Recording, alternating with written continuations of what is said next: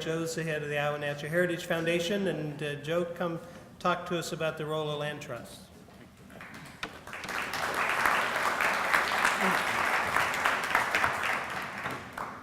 All right, well, thank you, Neil. Really appreciate the opportunity to be here. I think the good news is that I'm going to make the rest of the speakers look better because they were really good. So the morning ones, I want to thank Liz and Seth and Dr. Hatfield for just a very inspirational time for me listening.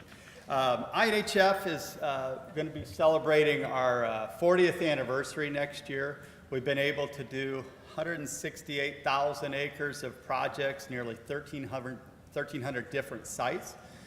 I think the thing to remember, and I'm going to get into that, is every single one of those projects was with a private landowner. And so we have long enjoyed our relationship with private landowners and our ability to work together. When I started thinking about private land, and you saw some of these things, and Dr. Hatfield mentioned those, I started looking into the land use. And it's pretty daunting when you think about 36 million acres in Iowa, 24 million acres of row crop, and you start thinking about the land use and how are you going to influence that as an organization or as citizens, and it's very challenging. It's even more challenging when you look at the map. And Dr. Hatfield had this up there, and you're like, wow, that is just an incredible land use, and we're really talking about one or two crops, really two, on the overwhelming majority of that land, and how are we going to influence that? So how many of you drove here today? I need, if you walk here, don't raise your hand, but how many of you think you're a good driver? Like, really think you're a good driver? If you didn't raise your hand, I probably want to drive with you, but that's okay. Okay. How many of you know a poor driver? Ever driven with somebody you don't want to drive with again? Yeah, okay, so there's probably more hands that think you're a good driver, right? And then even more hands that think, I know a lot of bad drivers, but most of us know people we didn't want to ride with.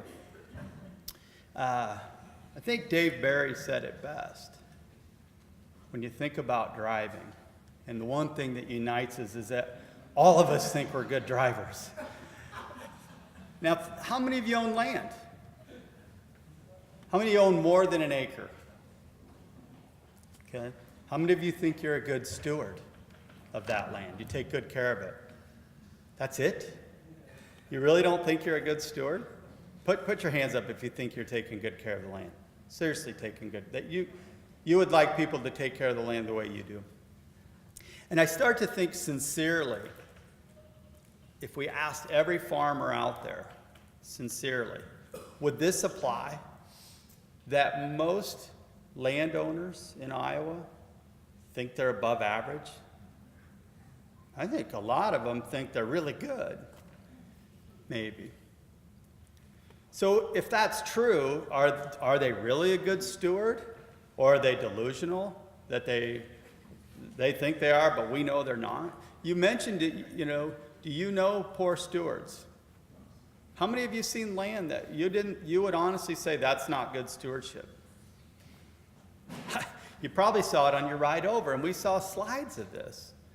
And so I start to think about the challenges of private land protection if people already think they're doing a really good job of stewarding it. And I know hundreds and hundreds of good stewards. I know thousands probably of really good stewards of their land.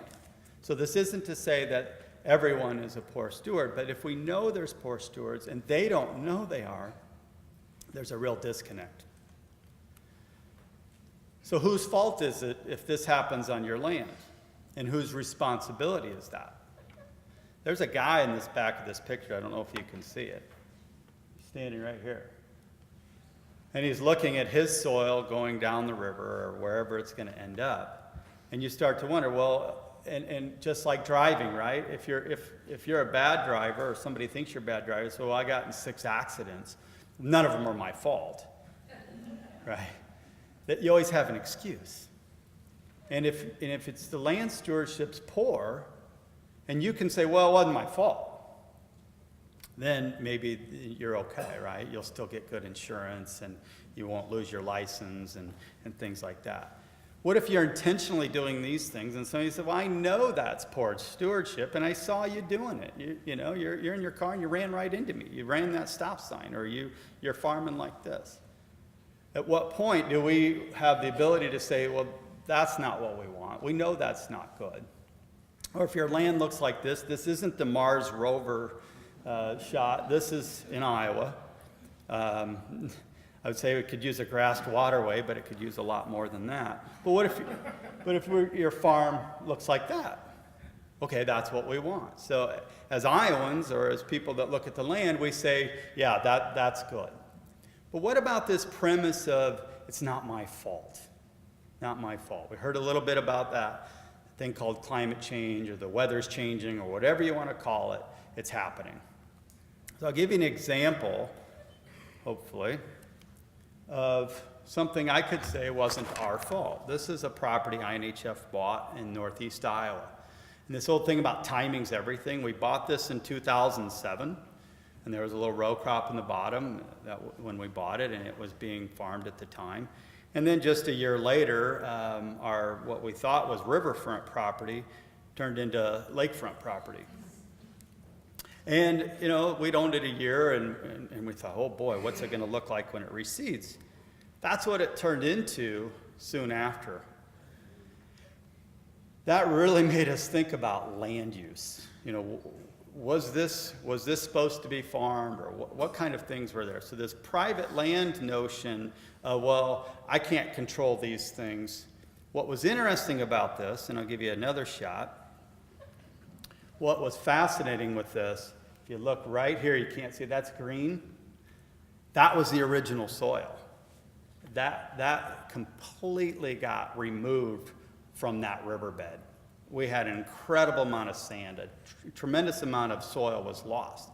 What was really, really interesting is we got cost share to put that back into farming. Now, the first time I would say that wasn't our fault. But if I were to somehow put this back into farming, is the second time my fault? Probably. Should be. We were lucky enough to get into EWP, Emergency Watershed Program, and that happened along the Upper Iowa River, and I'll show you some of these slides.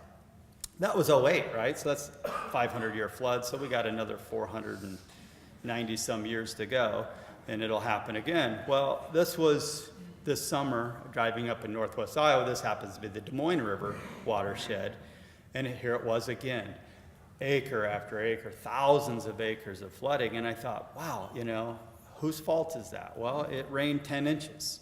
So what's going to happen to this land when it recedes? The other interesting thing, if you see where I'm standing, that's a driveway. And this is the person's house right next to that. And the corn had gone up right up to their doorstep. And I thought, this is pretty impressive that these kind of things happen. What are we going to do about it? What's the land use on the long-term scale? But is this somebody's fault when this stuff happens? And does that person really think that it's not their fault when these things happen? The problem is, regardless of whose fault it is, there's consequences. I don't know if you can see that from here, but that's supposed to be water that's blue, and it's green. This was last weekend at Swan Lake in Carroll County. I went to a cross-country meet for my son, and I'm walking along the trail.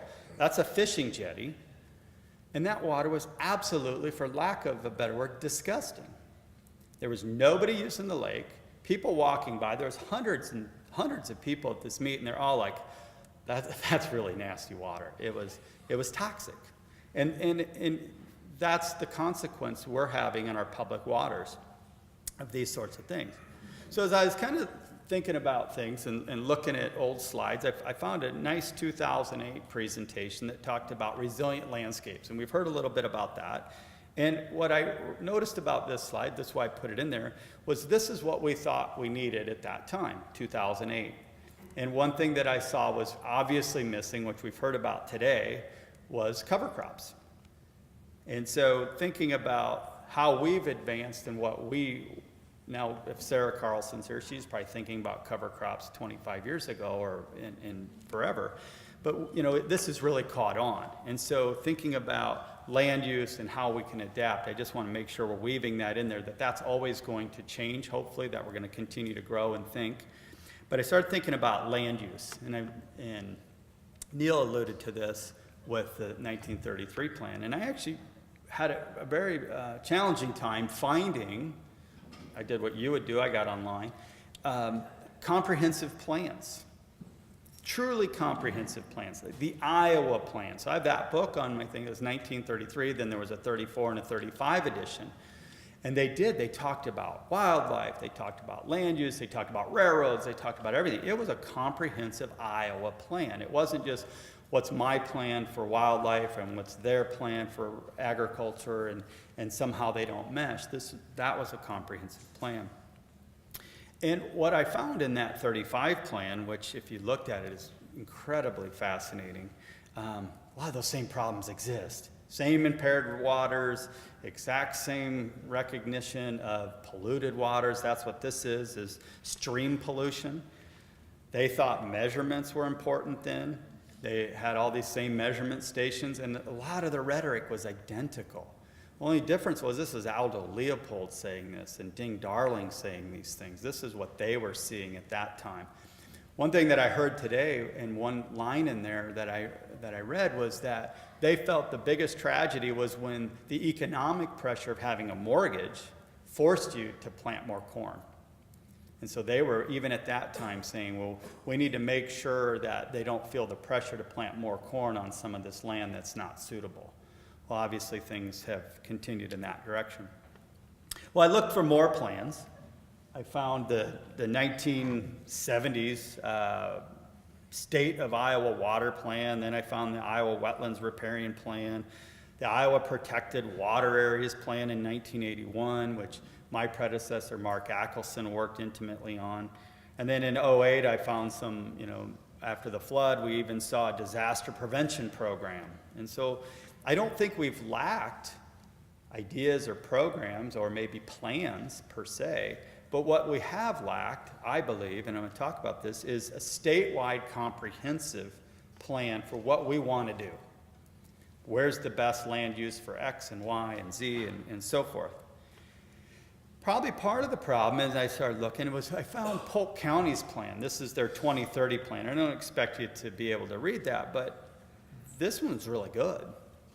And it really did drill down into where's the best CSR, where's our floodplains, where's our development, where's our recreational land, and how do all those things interweave. And then if you look around, you're going to see every county has their own plan. And that's kind of the way Iowa is, right? Go look at your license plate, ask somebody where they're from, they'll probably give you by county. And we tend to think that way. And so this little square is going to have this plan, and this one's going to have this plan, and Stories is different than Polk, and somehow the water doesn't flow across, and somehow the state's overall land use doesn't need to be comprehensive. So what would a statewide land use plan look like? And I'll get to the protection side of this, I promise. But knowing that it's 97% privately owned, more or less, we could split hairs on how many percent, but it's a lot. We're going to have to work with private land. No matter what we do as a government agency, whether it's the DNR, whether it's how they're going to manage their land, they're never going to move the needle on any of this unless we're actively working with private land. And we are, and I know that. There's a lot of work on private land. But can we get to that point of comprehensive, where we're really thinking about, is this the best place for this use? Not just because this area wanted it or because this board of supervisors approved it or disapproved it, but can we think that way? Very challenging. What is the cost if we were to integrate in that we actually want to be able to rely on this in the next 80 years? Maybe the next, even the next 10, but let's say we're thinking way long term. Can you count on what we do today as long term? Or is it going to be ephemeral protection? Or is it going to be short term gain? Is that zoning going to change? When they said it was zoned ag, is it going to turn into this? A lot of times the answer is yes. So it's very short term planning, and it doesn't necessarily give us something we can rely on. I think a lot about landowners, and I love, love, love working with landowners. I did not get to work with Hans and Lottie Scow back in the 50s, but I guarantee you they were thinking about you back then. They wanted to preserve their little piece of prairie. This is in Dickinson County, and if you look at that background, that does not look like Dickinson County today. That is all 100% row crop behind him, and it was all 100% pasture at that time. They wanted to preserve their prairie, their wildflowers. He's holding wood lily there for his wife. They did preserve their prairie, and that's a little remnant that we own. Very small, but they were thinking. And I think about other heroes like Tom Franzen. I was just at his place last week with Practical Farmers of Iowa, so big shout out to them. Tom was excited about his cover crop. This was planted July 28th, 2018. This is like third crop that he's put on that same acre. And it was lush and it was full of turnips, and he is thinking about all these different things. And one thing that he said, which was really cool to me, was agriculture can either be extensive or intensive. And he's intensive. If you know Tom, he's intense. But we had a great time walking his farm. So absolute hero. And here's some other heroes of the land. So these are the good stewards that I'm thinking of. There's Neil at the Hamilton Prairie. Here's some people that are grazing and have been rotational grazing for 30 years. Other people like Martha Skillman and Charlotte Shivers have done conservation easements to protect their land. And then Rob and Susan are in the audience, and they just recently did a conservation easement outside of Carlisle to protect their land with INHF, with an easement to grow whole foods and to really think about sustainable agriculture. So very, very exciting. So I started thinking about how do we scale this up? How do we make this something that we can rely on? All the people that you know that are good stewards, how do we move that along to where we can count on that land, transcending generations, moving into the next generation, and still having that same ethic, or at least the same conservation values that they put on the land. So I started thinking about the key components of private land protection, and obviously it's good land stewardship. You know, it's not going to do us any good to protect something that has already been incredibly degraded and maybe doesn't have the attributes we want. But also education, teaching that next generation is extremely important. So these first two, I think, and I'm going to come back to this, are super important. It's what we have relied on. It's what we've relied on in the past. We haven't relied on some sort of protection. Estate planning's huge. I'm not going to dwell on that, but you can imagine that's on everybody's mind, especially as you're thinking about where your land's going. That's a big one. And then permanent protection. How do we legally protect land? And now the definition of protection is going to change as you think a little differently, but what is that protection and who can protect it? Fee title ownership's obviously important. Some of these things, agencies, organizations, land trusts, they can transcend. But again, we're at 97% privately owned. So I think conservation easements, private land is the key. I think it's something we need to think about. We also need to make sure that it's flexible and it's resilient. We can't box this thing into what we know today. We have to make sure that anything we do legally, protection can change over time and meet those needs in the future. And so that is a challenge when you're trying to draft something without really knowing what's coming. We're going to have the strong backing of our citizens and our legislature. It has to be something we all want, because we all know things can change, and especially when the legislature or maybe someone at the top just wants to undo something unilaterally, not good. So we need to make sure that that's there. We also need to make sure that there's strong incentives. And this one's a tricky one, because the first thing that I think all of us would think about is, okay, if you're going to do private land protection, is that take? Are you taking something away? How are we going to compensate them for that? So money, cash. But it also could be not just cash, but tax incentives, and those things exist. What about land ethic? What about just somebody actually wants to protect their land? We've done conservation easements with no tax deduction, no cash exchange, only because those landowners wanted to make sure what they invested in is permanently protected, period. And then, of course, estate planning is a big part of that. A lot of the tax incentives are there, too. But we also need to make sure that it's monitored and enforced. Liz talked about it. what good is it to have this legal protection if somebody isn't going to monitor and enforce that in perpetuity? There's actually conservation easement insurance, accredited land trusts, which I think are very important, are held to a higher standard. So when we go through our second round of accreditation, now we're going to go on our third, we have a very high standard because we have to monitor and enforce, and we need to prove that we have the ability to monitor and enforce. And I think that's key, and we take it very seriously. Easements are nothing new necessarily. NRCS just celebrated 25 years of conservation easements in Iowa. They've protected over 186,000 acres in Iowa, well north of 1,000 different easements. And here's the map if you don't believe me. This is pretty impressive how many easements they had. And that's the federal government actually purchasing easements. Now, a lot of these are wetland easements or emergency watershed easements. Our program has been around about 30 years, 1987, and we're seeing an incredible amount of growth on easements. Now, I think it's important to know that on 76% of our conservation easements, there's agriculture. You can't protect 200, 400, 1,000 acres in Iowa without touching agriculture. You just can't do it, nor do we want to. So we've had a long, long history of working very closely with producers, corn, soy, whatever it is, on protecting their land. We love working with grazers. We love working with the agricultural community. So the misnomer is that we're only protecting prairie or oak savanna. We do that too, but it's very important. And then FRPP, Farm and Ranch Land Protection Program, 2001 we did the first FRPP, and last year we did the first ale easement in Iowa that protected 700 acres, and I'll show you that. I think it's important that we bring that program right to the center in Iowa, because just because we have 24, 25 million acres of row crop doesn't mean we don't need to start thinking about the future of protecting it. And that protection, again, can mean a lot of different things. But here's just kind of the trend for us. Since 1987, I think you can see, might not be able to read that, but that was when the federal deduction came in, got enhanced, and this is when Iowa's tax credit was. But you can obviously see that's increasing quite a bit. That's the number of easements, so thank you, Aaron.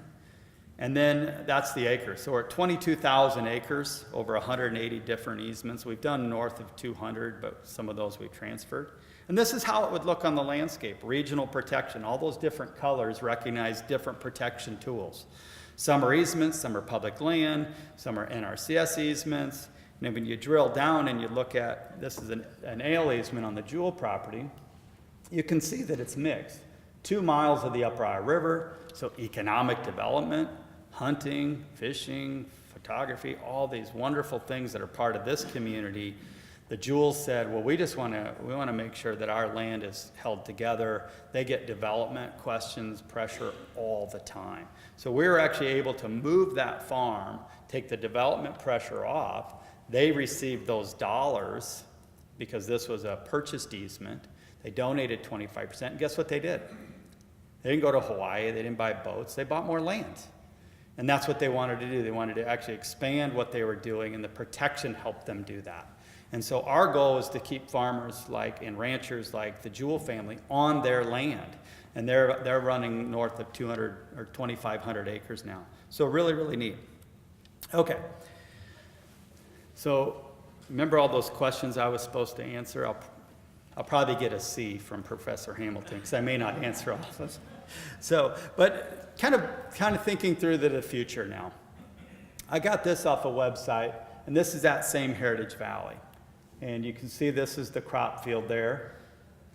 And what the Environmental Working Group did is they quantified, using high resolution aerial photos, where there was adequate buffers and where there weren't. And it was real easy. It's a very simple measurement. And so thinking about on a statewide level, what do we want? Do we want all of our streams to be buffered? There's 72,000 miles of rivers and streams, at least that's the number I could get off the web. You can see these little lines here is where there isn't. And there is here. But I went closer to my home county, or Wright County, and looked at Hamilton County, and the red is bad.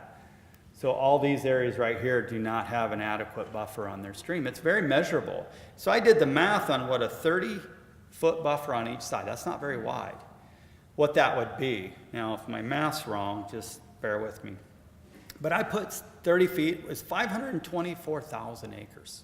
That's if every stream had a 30-foot on each side, and there was nothing on it now. That's quantifiable. We can measure that. Then I started thinking about how realistic it would be to survey those things, and so I had to quit thinking about that. But $250 an acre is a pretty good rate now for continuous buffer CRP. If we time that times 15 years, we'd get $37.50 per acre. And what if we did a one-time payment to buffer it permanently? We're done. You and I, your children, your grandchildren can count on that buffer forever. It's legally protected and it's there.